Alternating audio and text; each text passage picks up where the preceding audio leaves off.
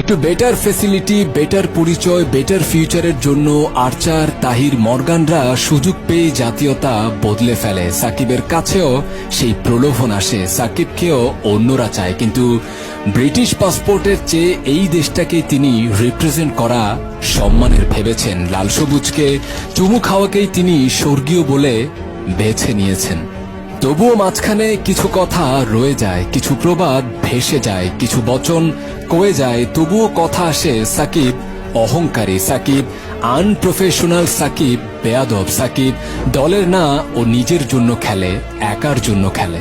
তখন খুব করে বলতে ইচ্ছে করে, কিছু শুক্তারা থাক না আনপ্রফেশনাল, তারা ওরকমই থাক, তারা নিয়মের বাইরে গিয়ে নীতিটা বদলাতে থাক, তারা বেয়াদবি করে অধিকারটা ছিনিয়ে নিক, তারা ঘাড় তেড়া হয়ে মিথ্যাকে মুছে দিক, তারা তেতো সত্যের আগুন দিক বিদিক জ্বালিয়ে দিক, মৃতপ্রায় রুমকে পুড়িয়ে দিয়ে নিরুর মতো হাসতে হাসতে বাঁশি বাজাক, খাদযুক্ত খনিটা পুড়িয়ে স্বর্ণটা আরেকটু খাঁটি করুক।